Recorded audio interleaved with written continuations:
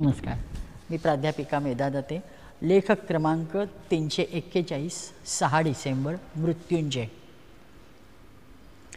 आपले अवतार कार्य पूर्ण झाले, देहप्रयोजन संपले असे ते 1947च्या सुरुवातीपासून श्रीजी कधीकधी बोलण्यातून कधी कृतीतून सूचित करू लागले.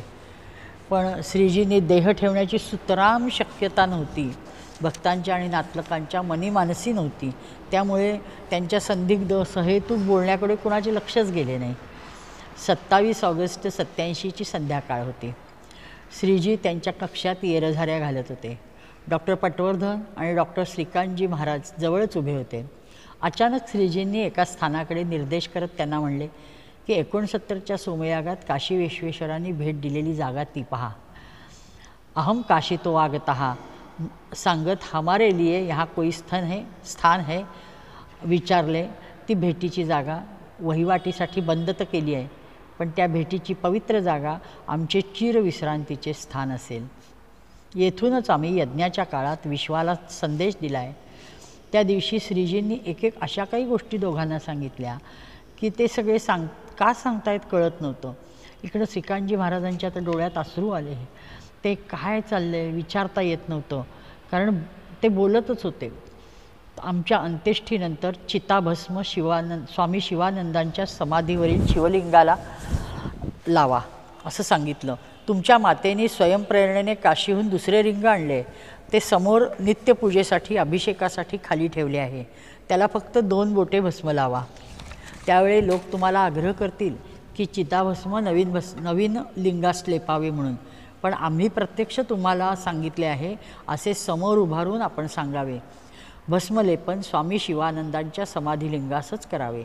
श्रीकांतजी महाराजांच्या मनात भावनांचा कल्लोळ उठला. हे काय चाललंय? आणि त्यावर कडी म्हणजे श्रीजी शांतपणे म्हणाले की अशा आशयाचे दुसरेही एक पत्र आम्ही पूर्वीच बाबूरावांकडे देऊन ठेवले आहे. त्याची एखादी प्रत ताब्यात घ्यावी. हा सगळा विषय त्यांचे जुने भक्त सिद्धाजी होळकर यांच्याशी पण श्री बोलले होते. त्यांच्या प्रत्येक बोलण्यात 87 साली काळाकडे बोट दाखवणे चालू होते, पण हे सगळ्यांच्या नंतर लक्षात आले. सप्टेंबर 87मध्ये राजस्थानात देवराला गावी एक रूपकवर नावाची बाई सती गेली. त्यामुळे देशभर खूप हलकल्लोळ माजला. त्यावर नुसते श्रीजींनी सती जाणे विस्तृत विषय मांडला. ते बोलत बोलत स्वतःच्या निर्वाणाबद्दल बोलत होते हे लक्षातही आले नाही. त्यांनी सांगितले की महापुरुषांच्या धर्मपत्नी त्यांची शक्ती असतात. महापुरुषांनी देह ठेवताच ती शक्तीसुद्धा स्वस्थानी निघून जाते. आणि तेच पुढे झाले. त्यांच्या पाठोपाठ 10 दिवसात आईसाहेब गेल्या. जगद्विख्यात जर्मन संगीतकार वुंडरलिश म्हणजे आम्ही क्लाउज म्हणायचो, क्लाउज आणि त्याची पत्नी ट्रॅव्हलर हे दोघंजणं 15-20 दिवस महिनाभर दरवर्षी यायचे. ते अतिशय निष्ठावान जोडपे होते. एकदा त्यांनी कॉम्प्युटरवर कोणत्याही गावचा सूर्योदय सूर्यास्त कसा पाहता येतो हे श्रीजींना दाखवले. श्रीजींना खूप आश्चर्य वाटले आणि खूप आनंद झाला. त्यांनी सांगितले ही समय सारणी शिवपुरीची आता हीच समय सारणी असेल, आणि त्यांना भरपूर आशीर्वाद पाठीवर हात ठेवून मस्तकावर हात ठेवून दिले.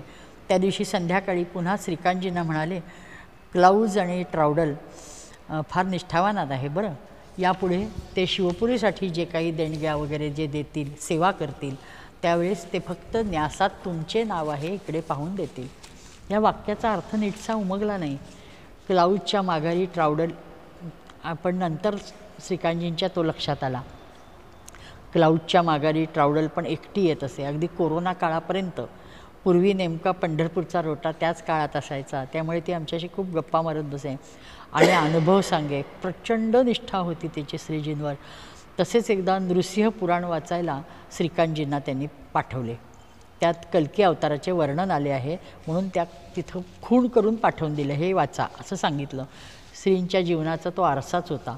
विना राज्यम स राजासीत, राज्याविना राजा असेल, ते कल्की अवताराचं वर्णन होतं त्यात.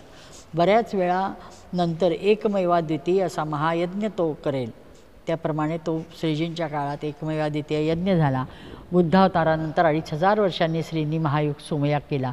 सेनेद्वारे पृथ्वी प्रादाकांत करेल. आज जगभर पंचसाधनाचा प्रचार करत आहेत आणि 6 डिसेंबर 87ला 8:45ला वैश्वानर असे 3दा म्हणत त्यांनी देह ठेवला. त्यांनी पूर्वीच लिहिलेल्या पत्रात तारीख, वेळ, तिथी सगळं काही आधी सांगून ठेवलं होतं. वैश्वानर भगवान की जय.